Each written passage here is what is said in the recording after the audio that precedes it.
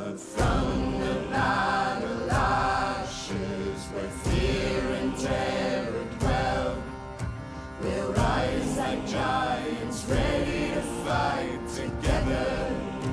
We won't back down. Ah, chills. Literal chills.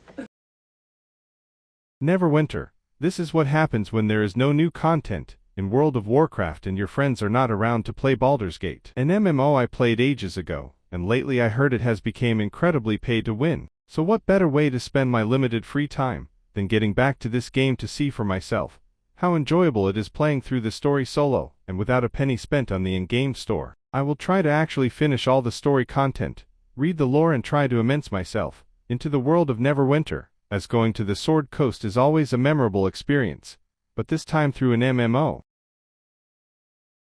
The first dilemma I faced was the character I will play, but who am I kidding? It was never a serious question. If there is an option to play a drow character, I'm sure as hell will take it. Do not ask me why though.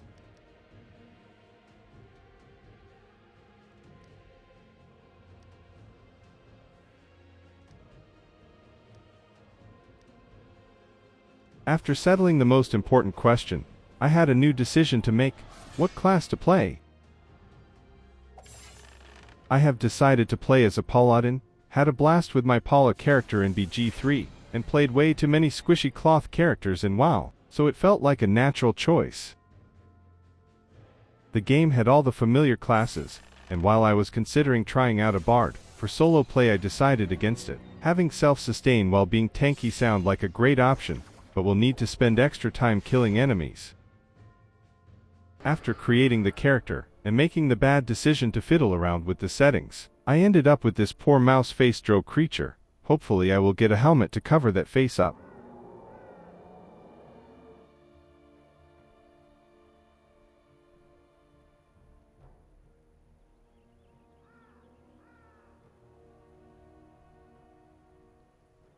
You there, come over here. You start in a camp after the attack by the evil Lich Lady, and immediately being told to dress up and kill the undead, so I did. The combat is fairly simple. You go there and hit everything which is red.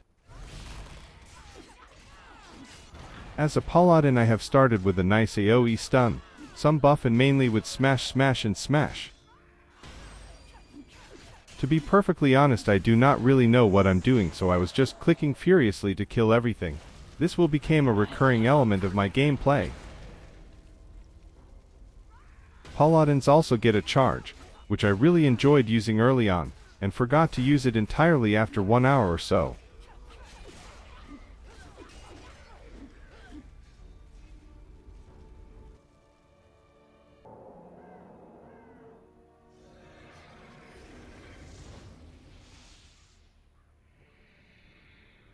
It's time to put an end to this beast.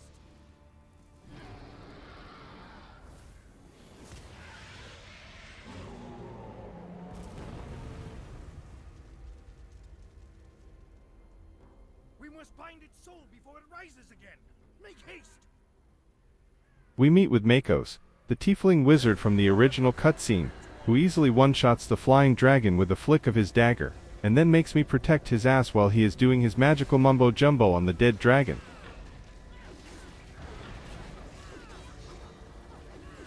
Again, we are fighting basically two types of enemies, zombies or skellies, and neither of them provide any challenge whatsoever, as it is expected on a tutorial level.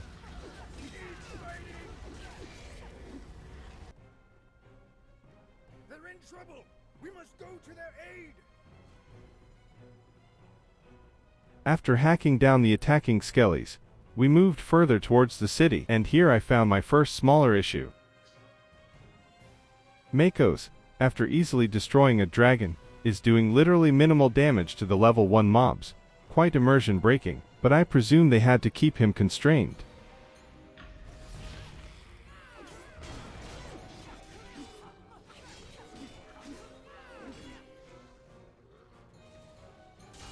After the usual zombie bashing, we finally meet with some non-undead enemies for the first time. He's just standing there, menacingly!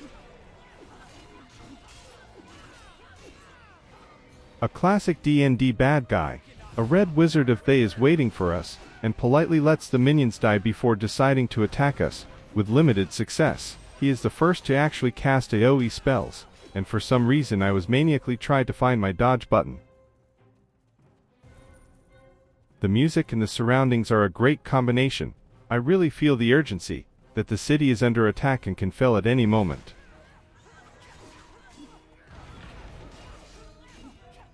To follow up with unique enemies, we get a skeleton knight and their horse. The mechanic of fighting them separately is actually really fun.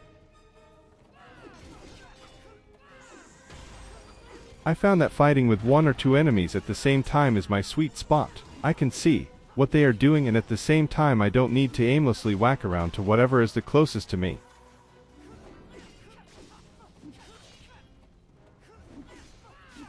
Dispatching the knight and the horsey is not a difficult task. A bit of furious clicking does the job. And then we finally meet the big bad evil, Valindra. Valindra!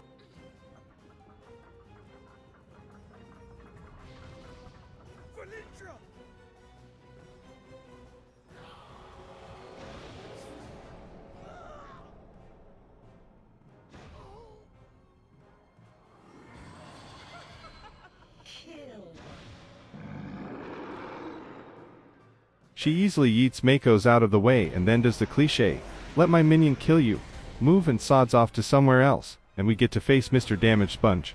I mean the Harbinger. Again in this fight I was trying my hardest to find the button to roll out of the AO, not really putting one and one together in my brain. That rolling around in full plate armor is not the most feasible task.